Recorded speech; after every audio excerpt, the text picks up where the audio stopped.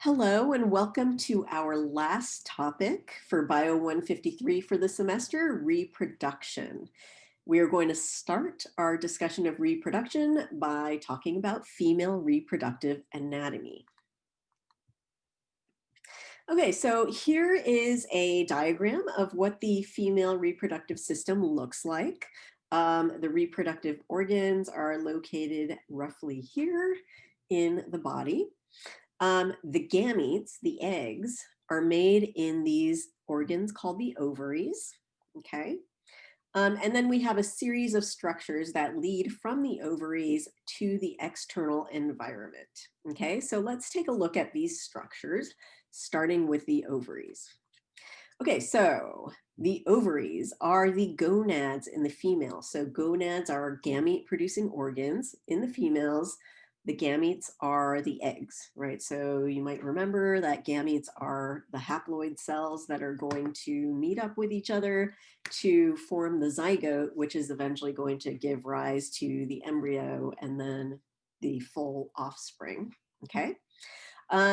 Okay, so this is what the structure of the ovary is like. So we have this sort of outer connective tissue layer shown in kind of this dark purple. And then we have this like tissue in the inside called the stroma. So that's kind of this pink stuff here, okay?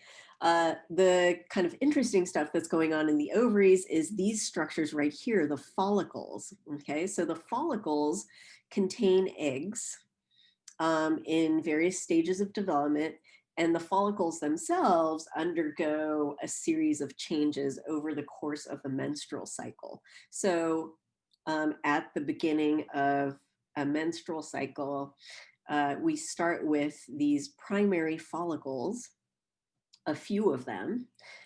They start to develop into secondary, tertiary follicles. Eventually, one of those follicles becomes the dominant follicle, okay? It is then going to rupture to release the egg, and then it's going to transform into this other structure called the corpus luteum. Don't worry too much about the details right now. We're going to go over them in much greater detail in the coming slides, okay? Okay, taking a closer look at the follicles themselves, this is kind of what a follicle looks like.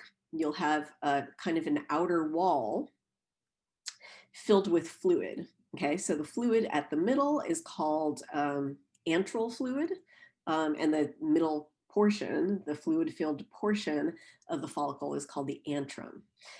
Looking at the wall, we have two main cell types. We have the thecal cells. So we have, I guess the structure is called the theca. And then we have the granulosa cells here.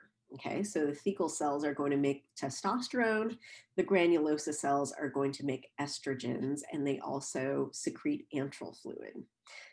Again, we're going to go over this in much greater detail as we look at the menstrual cycle. Okay, moving on from the ovaries towards the external environment, we first encounter the fallopian tubes.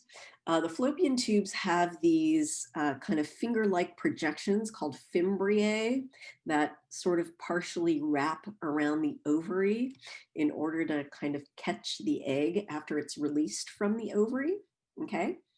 And the fallopian tube has cilia along its walls to create a current that helps the egg move along the fallopian tube, okay? The fallopian tube is the site of fertilization. So that is where the sperm meets the egg, which we will talk about later, okay? Once the egg is fertilized, it's going to undergo a few cell divisions to create an embryo, and that embryo is going to transplant here in the uterus, okay? Taking a closer look at the uterus, really the uterine wall. The uterine wall is made up of three layers. We have an outer connective tissue layer. We have a very thick, smooth muscle layer. So this muscle layer is necessarily thick because this is the muscle that is going to be contracting to push the baby out during childbirth. Okay, so we need to make some really strong contractions in our uterus during childbirth. So we have that really thick, smooth muscle layer. And then on the inside of the uterine wall, we have this structure called the endometrium, or this layer called the endometrium. So the endometrium is kind of like a secretory epithelial layer. And it is going to change in thickness, and its characteristics are also going to change over the course of the menstrual cycle, as you will see. All right, moving on, let's take a look at the cervix and the vagina. So we've got at the kind of the base of the uterus is a structure called the cervix, which is actually part of the uterus. It's just a kind of a narrowing of the uterus. It's the neck of the uterus. It makes secretions that create a barrier between the uterus and the vagina. Okay. Then we encounter the vagina here. The vagina acts as a receptacle for the penis during procreation. It acts as the birth canal, so that's where the baby is going to come out. It's also going to be an exit path for the endometrial tissue that gets shed during the menstrual cycle. Taking a look at these structures from a side view, this is what they look like from the side view. So here is our uterus right here. Cervix is right here. It is leading to the vagina, which is right here. Okay. And just for reference, here is our large intestine with our anus, and here's our bladder. Okay. Okay, also just really quickly want to mention the external genitalia in the female. We have a structure here called the clitoris that is erectile tissue and is homologous to the penis in the males. We have a bunch of like kind of skin folds called the labia. Okay.